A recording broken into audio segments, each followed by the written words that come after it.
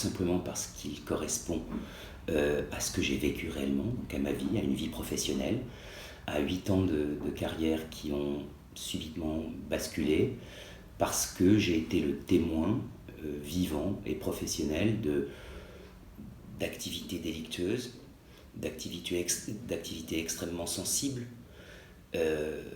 pour les Français, pour le pays, pour notre économie, avec toutes les conséquences que cela peut avoir. Et je ne pouvais pas fermer les yeux dans le cadre de mes fonctions qui sont réglementaires et réglementées. Et il fallait impérativement que les choses soient sues, connues, et qu'il n'y ait pas qu'une seule version. Ça, c'est très important.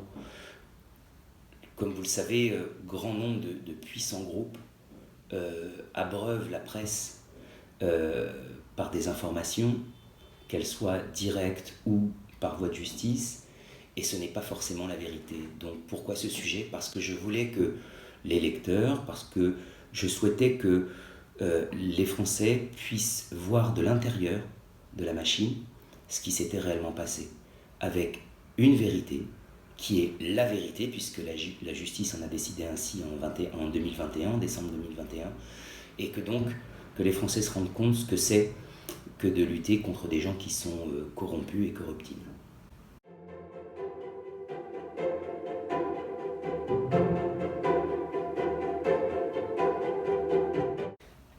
Alors, il y a beaucoup de questions et de sous-questions. Est-ce que le lanceur d'alerte actuellement est bien protégé ? Je pense que oui. Il l'est parce que la retranscription récente de la directive européenne en droit français est venue combler un certain nombre de lacunes, un certain nombre de faiblesses pour la protection de nos lanceurs d'alerte. Comme vous l'avez rappelé, quand j'ai lancé mon alerte en 2008, le texte n'existait pas. Il a fallu le construire, il a fallu le procédurer.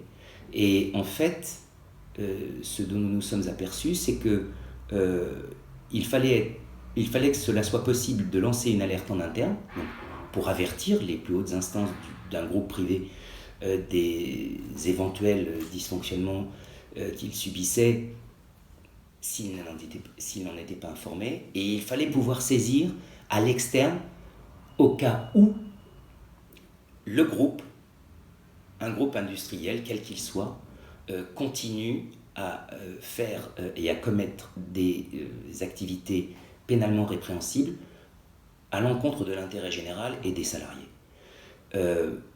Je pense que la loi actuelle, la loi qui va rentrer en vigueur et qui doit rentrer en vigueur sur ce dernier trimestre 2022, protège cela dans la mesure où un lanceur d'alerte maintenant est protégé, il n'y a plus de représailles possibles et surtout son anonymat est conservé et c'était le plus important. Le maintien de l'anonymat et son accompagnement. Je ne parle pas encore tout à fait de l'accompagnement financier, mais au moins de l'accompagnement judiciaire. Ce qui n'était pas le cas à l'époque.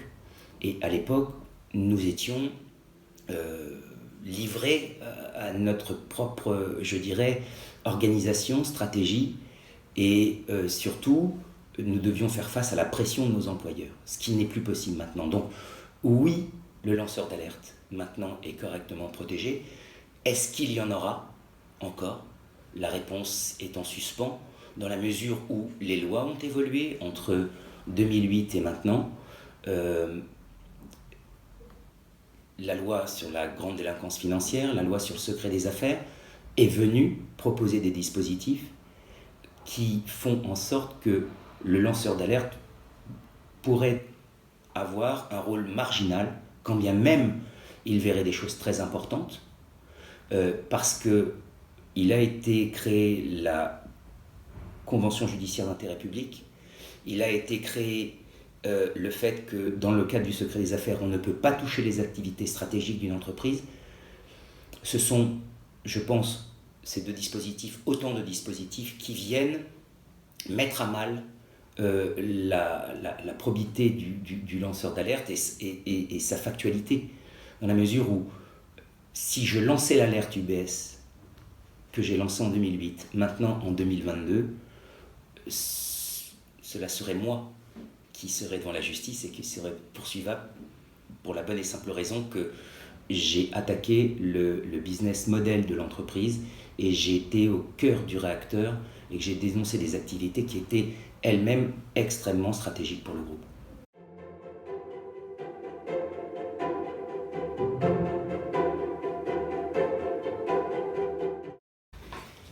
Pourquoi la corruption est devenue un enjeu sociétal?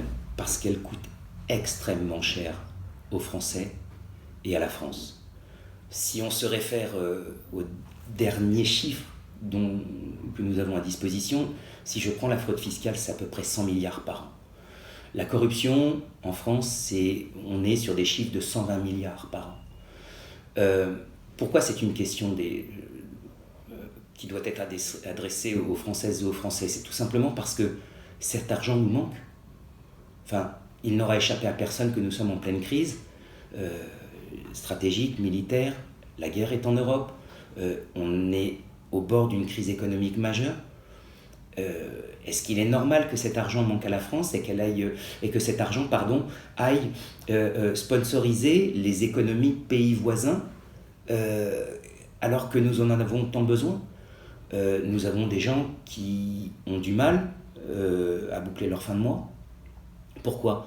Parce qu'eux sont restés en France, payent des impôts, peuvent être licenciés, n'ont pas d'emploi, alors que cet argent, c'est 220 milliards qui manquent à la France chaque année, depuis tant d'années. On parle d'une hypothèse basse de 40 ans, mais c'est fondamental qu'on le récupère. La dette française, c'est 2900 milliards. Le budget de l'État, c'est 2352 milliards. Nous sommes endettés à hauteur de 123%. Les gens se plaignent d'attendre aux urgences des hôpitaux, qu'il n'y ait pas assez de crèches, pas assez de classes, pas assez de professeurs, que les services publics disparaissent, que la France se désindustrialise. Est-ce qu'on n'a pas mieux à faire que de laisser dormir cet argent détenu par une minorité dans des pays qui ne jouent pas le jeu, alors qu'on en a tant besoin pour nous? Mais je trouve ça indécent. Comment vous dire? Ce qui me choque, c'est que il n'y a pas cette volonté politique de se dire mais comment serait notre économie si on récupérait cet argent? Est-ce qu'il est normal que 17 000 Français, soit le plus gros contingent d'Européens, soient bancarisés au Luxembourg et soit que les Français soient le premier représentant des évadés fiscaux au Luxembourg? Est-ce qu'il est normal qu'un pays, un des 6 membres fondateurs de l'Europe, soit toujours un paradis fiscal et abrite en ses banques de l'argent qui a financé des actions terroristes? Est-ce qu'il est normal que la Belgique, qu'un autre pays qui lui n'est pas européen, la Suisse, à nos frontières, tous ces pays sont frontaliers, sont à moins de 200 km ou moins de 2 heures de vol ou de train, continuent à exploiter nos ressources alors que nous en avons tant besoin? Il ne s'agit pas d'un discours politique. Je ne fais pas de politique sur l'évasion fiscale. L'évasion fiscale, ça touche tous les Français. Et c'est parce qu'il y a moins d'argent en France qu'on paye peut-être plus cher certaines choses. Alors, faisons revenir l'argent puisqu'on sait où il est, et nous savons parfaitement où il est. Faisons-le revenir en France. Négocions ce retour de cet argent en France et faisons peut-être que les Français soient plus heureux et que les plus fragiles vivent moins mal certaines crises, parce que je suis d'accord, l'évasion fiscale ça tue pas, c'est pas une arme, mais indirectement ça fait d'énormes dégâts, ça fait des dégâts sociaux et ça fait des dégâts humanitaires très importants.